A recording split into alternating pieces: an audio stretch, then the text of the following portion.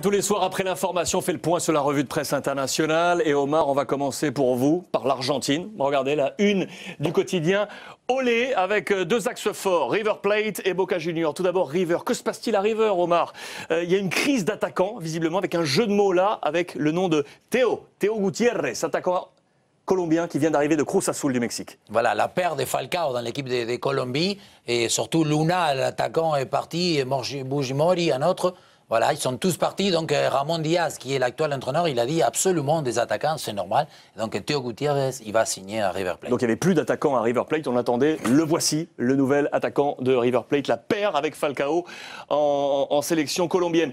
Ça c'est pour vous également, Omar, votre pote Carlos Bianchi du côté de Boca Juniors. Ça se passe bien cette préparation. Regardez ce but, victoire face à Salta, 1-0 pour Boca. Riquelme, passe décisive, de nouveau, très bon visiblement dans ce match. Écoutez le commentaire. Blandi qui offre ce but à Boca. Ça se passe bien cette préparation? Mais heureusement ou obligé, parce que là, Carlos Bianchi et surtout cette équipe de Boca a une énorme pression vu les résultats obtenus dans leur dernier championnat. Voilà pour l'Argentine. On file maintenant au Brésil. On vous l'avait annoncé hier. Succession du côté de Fluminense. Abel Braga, l'ancien de l'Olympique de Marseille, a démissionné. 5 défaites en 5 matchs. On a annoncé 2 hommes. C'est finalement Vanderlei Luxemburgo, l'ancien entraîneur du Real Madrid, qui prend la tête de Fluminense. La formation de Fred, l'ancien lyonnais, grâce à Unimed. Il y a un jeu de mots là, vous le voyez jouer avec Flu de Fluminense.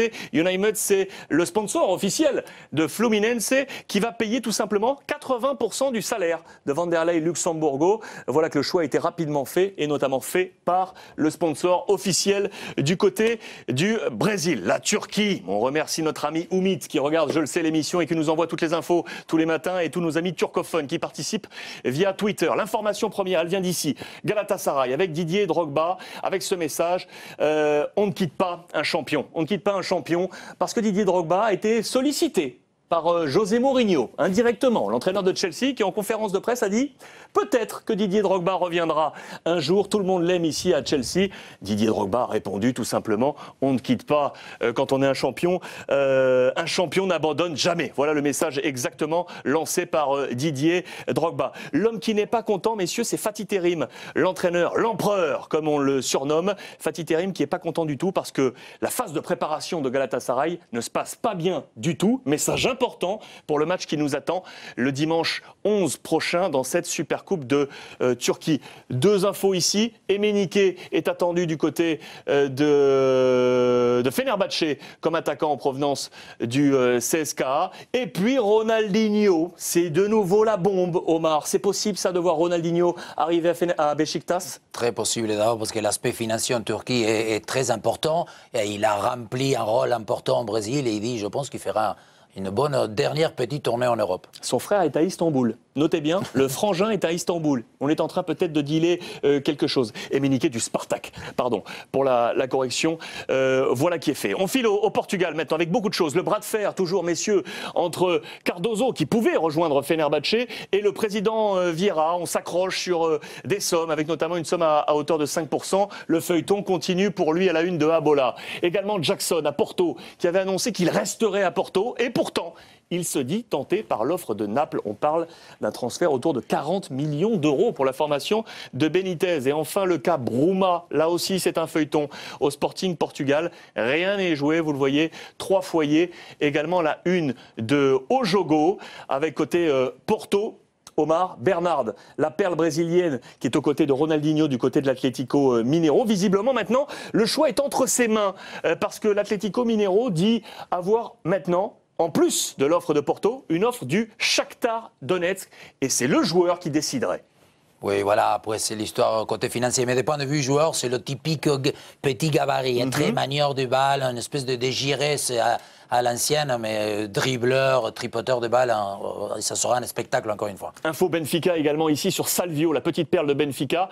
On dit que le président Vieira dit qu'il a reçu une offre de 32 millions d'euros. Il n'a pas voulu dire de qui. Offre mystère de la part d'un club pour Salvio à hauteur de 32 millions d'euros. Et enfin, vous le savez, côté Sporting, le gardien Rui Patricio est suivi par l'AS Monaco. Si Rui Patricio s'en va, Ojogo annonce que c'est Adan, le gardien du Real Madrid, le 3e gardien du Real, qui serait pisté par le Sporting Portugal. L'Allemagne maintenant, messieurs, avec l'étau qui se resserre sur Uli Hoeneß, l'entraîneur du Bayern Munich, mis en accusation pour fraude fiscale. Il avait avoué avoir placé de l'argent en Suisse. L'étau se resserre, ça y est, hier, il a été mis en accusation. Dossier très très chaud, on va voir des images d'Uli Hoeneß.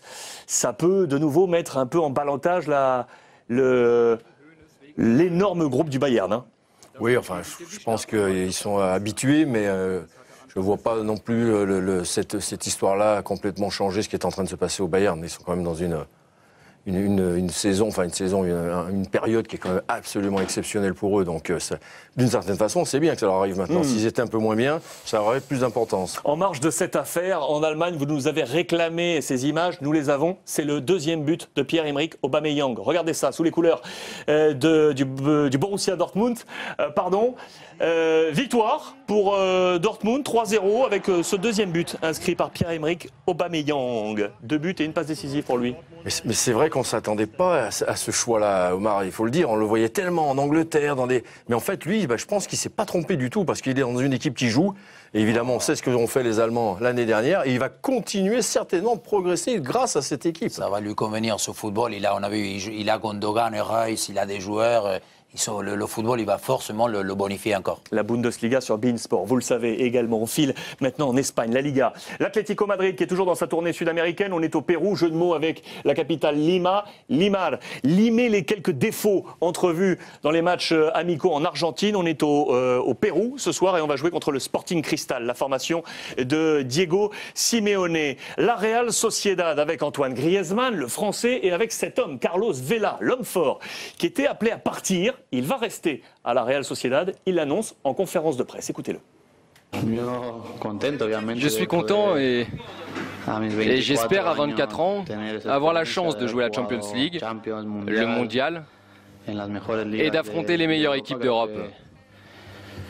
Je crois que c'est une réussite importante dans ma carrière, mais je veux plus. Je ne veux pas m'arrêter là. Et à partir de maintenant, je veux avoir encore plus de succès et être encore meilleur. Carlos Vela, il en veut plus, comme il l'a souligné dans cette conférence de presse du côté de l'Athletic Bilbao. On fait bloc derrière le nouvel entraîneur Ernesto Valverde qui a succédé à Bielsa. Sa méthode semble marcher, unité totale du côté de l'Athletic Bilbao. Attention à Valence, trouble. Le président Salvo a réclamé l'intervention du président de la Ligue, le président Javier Tebas, pour stopper, ça y est, les problèmes de répartition des droits télé en Espagne. Vous le savez, Omar, c'est très compliqué. Les deux clubs largement favorisés, le Barça de Sandro Rosell et le Real Madrid de Florentino Pérez, on veut que ça cesse en Espagne et notamment Valence, Bastaya, on veut que cela s'arrête. En marge de cette actualité, regardez l'entraînement du jour de Valence avec notamment Soldado, messieurs les experts. On en parlait hier, il était en dehors du groupe. Aujourd'hui, il était avec le groupe de Valence. À l'entraînement, on va le voir avec notamment Adil Rami ou encore Sofiane Ferrouli.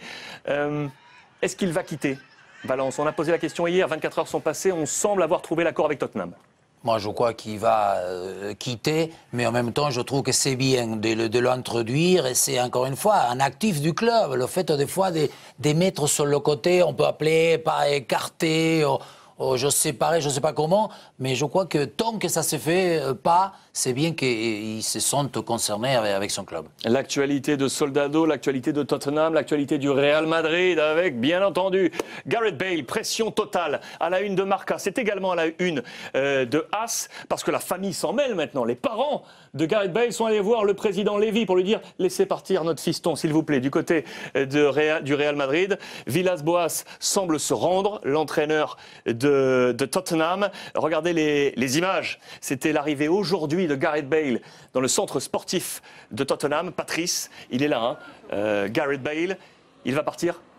Je pense qu'il va partir parce que de toute manière, je crois qu'aujourd'hui, il a besoin de franchir un cap qu'il ne franchira pas à Tottenham. Ça, il faut être aussi réaliste sur la capacité, même si c'est un outsider à chaque fois du championnat anglais, sur le plan européen, il n'y arrivera pas. Donc même s'il ne joue pas dans un grand pays d'une sélection, mais il en a besoin pour sa propre carrière. Simplement, le président Lévy est un homme, tous les jours vous le diront, qui sont allés à Tottenham, est un président intraitable. Le Real Madrid veut que ça aille très très vite parce qu'on a en tête le cas Modric avec ce même club où la saison passée Modric était arrivé à la fin du mois d'août et du coup manque de repères.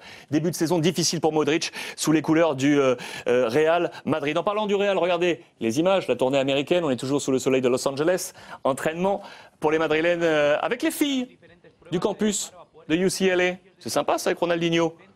Bon, c'est pas vraiment un entraînement ça. C'est vraiment de la tournée un peu market, non? Un peu marketing, un peu partenaire, un peu sponsor, c'est logique, non? Oui, enfin sur une heure. Oui, sur une heure, je suis d'accord. Voilà, je suis d'accord. Ça peut se faire. Je suis d'accord. Petite signature ensuite pour tout le monde. Et on a un petit bonbon en plus, juste pour vous. Regardez, séance de pénalty entre Marcelo et Casillas, mais on a inversé les rôles. Du coup, est-ce que Casillas va inscrire ce pénalty face à Marcelo? Les experts, oui, non? Oui. À droite de Marcelo. Allez-y, c'est parti. À droite de Marcelo, ici donc? Oui, oui. D'accord. Sur un pas. Casillas en rouge. Oui, sans élan. Sur un pas mal. Pas mal. Bonne détente de Marcelo. Enfin bref, on suivra l'actualité du Real Madrid encore. L'actualité du Barça maintenant. Avec, regardez, c'est le match hier qui était offert sur les antennes de beIN Sport entre Dansk, les Polonais, et le Barça. 2 buts partout. Et le premier test avec Neymar. C'était à la une d'El Nou. C'était à la une également de Sport. Les débuts de Neymar. Et donc à la une également du Mundo Deportivo. Il a joué 11 minutes. Neymar, regardez les 4 buts de ce match. Omar, vous l'avez suivi attentivement cette rencontre. Bon Barça? Oui, toujours dans le même système, avec beaucoup plus de jeunes. Hein. Les internationaux, ils ne sont pas, donc avec que Messi, Alexis. Regardez, là c'est l'action la plus forte. Regardez, là, ça on appelle le lissage des cartes de visite pour le défenseur. Vous l'avez vu? Tic. Tu l'as vu? On n'a pas le ralenti? Ah là là, regarde. Oui. C'est extérieur pied gauche. C'est délicat, tu rigoles. C'est Griezmann aussi, hein, c'est pas un défenseur. Hein. Ça, c'est Sergio Roberto, hein, bon joueur, oui. le joueur qui devient maintenant, par rapport à Iniesta et Xavi, le joker. Là, c'est Montoya qu'il laisse passer. Il y a aussi un but au premier poteau. Et après, encore une fois, Alexis, et c'est toujours ce petit qui s'affole trop. Hein, lorsqu'il est dans le 1 contre 1 devant le gardien, il a souvent le brouillard, mais bon, là, il n'est pas encore tout à fait prêt. Alors Neymar a donc joué 11 minutes dans ce match. Vincent Bélanger, Geoffrey Chapon vous ont concocté le meilleur de ces 11 minutes. Regardez là aussi, Omar, les gestes du prodige brésilien, vous l'avez trouvé comment? Cible déjà de toutes les attaques. Il est rentré excentré à gauche. Hein, et c'est vrai que dès le départ, il a été, disons, avec une espèce de friction avec son adversaire. Et toujours en partant comme ça, on le sait, ces petits pinsements va revenir. Il a glissé 2-3 fois. Et après, cette pouvoir de vivacité. Et attention, là, on va revenir sur un geste qu'il utilise très souvent, c'est sa couverture de balle. Là, regardez, il met toujours son bras gauche, là, dans la carotide. Je vais le montrer tout à l'heure. Carotide, et il fait... C'est assez énervant. C'est... souvent utilisé, il met son corps, et là, il est plutôt dans le genre de passeur, parce qu'il en a, hein, ces possibilités, ces deux facettes de soit venir provoquer. Il y a quand même une question, Omar. Alors, évidemment, c'est 11 minutes, Alex l'a dit, concocté, donc en plus raccourci, mais de toucher aussi souvent le ballon comme ça, à un moment donné, c'est quand même pas complètement ce qu'on voit du Barça. Le Barça, ça lâche très vite le ballon. Écoutez-le, Neymar, écoutez-le sur sa joie d'avoir, ça y est, passé ce premier test et joué notamment aux côtés de Lionel Messi. Écoutez-le. Je suis très content d'avoir débuté et de porter le maillot de Barcelone. C'est une grande fierté pour moi et j'espère que tout se passera bien ici et que je serai heureux. Messi est un grand homme. Il m'a très bien accueilli ici. C'est une idole pour moi. Je suis heureux d'être à ses côtés. Neymar, voilà pour son premier test. Regardez maintenant l'actualité en Italie avec un message fort parce que c'est l'anniversaire aujourd'hui de monsieur Antonio Conte, 44 ans. Bon anniversaire, on va y revenir dans le JT des JT dans quelques secondes. Il a envoyé le bois, Antonio Conte, des déclarations dans la presse et donc dans la Gazzetta dello Sport contre l'Inter de Mazzarri, contre le Bayern de Pep Guardiola. Il n'a pas arrêté. Quelle est cette politique? On va tenter de décrypter ce message dans les prochains jours. En tout cas, il a attaqué lourd Antonio Conte. C'est également à la une de Tuttosport, vous le voyez. L'attaque d'Antonio Conte. On parle également mercato, on va y revenir. Avec l'information principale de ce mercato, c'est du côté de l'AC Milan. Silvestre de l'Inter rejoint donc l'AC Milan et c'est quasiment fait ou fait en accord avec le CSKA pour voir Honda filer à l'AC Milan. Et enfin, Romanista, la formation de Rudy Garcia avec cet homme, De Rossi, l'homme fort aux côtés de Totti. Il ressuscite. Voilà pour le message. C'est aussi simple que ça, entre guillemets. Je ressuscite parce que c'est un trentenaire, parce qu'il ne savait pas s'il allait rester ou non à la Roma. Il est en pleine discussion. Cela semble bien se passer et donc il devrait rester du côté de l'AS Roma. Je vous avais promis un portrait ce soir de De Rossi. On va le garder au chaud parce qu'on a eu beaucoup de directs ce soir. Le temps file et on va garder pour le moment le JT des JT pour revenir notamment sur l'anniversaire d'Antonio Conte.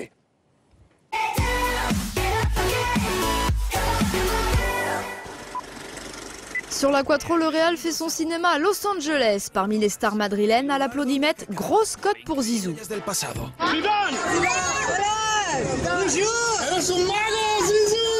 Zidane fait aussi le spectacle comme ici avec Carlo Ancelotti et parmi les inconditionnels du français, Iker Casillas. Il a aimé Zizou, le coéquipier. Zizou, entraîneur adjoint du Real, il valide. Je creo que Zizou, estamos hablando de un jugador o de una persona que tiene un carisma especial. Estamos hablando pues eso, de una persona que creo que va a ayudar mucho al equipo, que va a ayudar mucho al míster, a los jugadores, a los más jóvenes.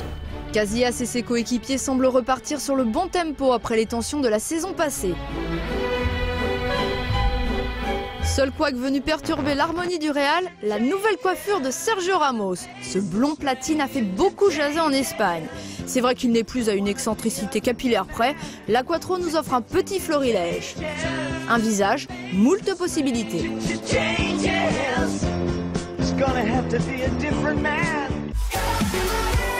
Le Real aux États-Unis, l'Atlético Madrid au Pérou. Après l'Argentine, deuxième étape de la tournée des Colchoneros. Un peu de tourisme et un match face à 40 tendres chérubins avant la vraie rencontre face au Sporting Cristal.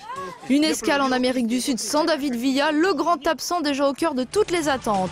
Dans l'émission Total Football, son entraîneur Diego Simeone, plutôt impatient. Tenemos mucha expectativa puesta en David, más allá del jugador que todos conocemos por haberlo disfrutado en televisión. Me encontré con un tipo que dijo cosas que a mí me llegan y nos decía que él sabía de la exigencia que había en el Atlético de Madrid, que venía porque necesitaba de esa exigencia. Y nosotros lo estamos trabajando para ponerlo en su mejor versión, porque necesitamos el mejor Villa. Sur ESPN, retour aux États-Unis, le point de ralliement des clubs italiens en cette fin juillet. La Roma, l'Inter avec sa nouvelle recrue Steve Nash, le basketteur footballeur d'un jour. La Juve, elle a opté pour la Californie. Pour les 44 ans d'Antonio Conte, aujourd'hui, la chaîne a marqué le coup. Tanti auguri. Tanti auguri, ciao. Tanti auguri, mister. Feliz cumpleaños. Ciao mister, tanti auguri. Mi raccomando, quest'anno rilassiamoci un po' perché sennò arriviamo alla fine. Dai, scherzo. Autre cadeau pour Conte, sa Juve, les propos d'Antonio Cassano sur Mediaset hier. L'attaquant de Parme voit les bianconeri favoris du prochain championnat grâce à qui? Juve, secondo te, è un gradino ancora davanti a ancora Napoli? 3-4 gradini su. È talmente più forte che a ottobre è finito il campionato. È talmente più forte. Sur le même thème, Fantantonio a jugé certains de ses anciens entraîneurs. Il numero 1 che ho avuto io. Allegri. Grande allenatore. Mazzarri. Grandissimo allenatore, ma quel ma è sicuramente non è sull'allenatore, è sulla persona. Tomaccioni. Altra domanda. Donc Fabio Capello serait le meilleur. C'est vrai qu'en 2006 au Real, Cassano l'aimait tellement qu'il l'imitait jusque dans sa gestuelle. Histoire surtout de bien rigoler.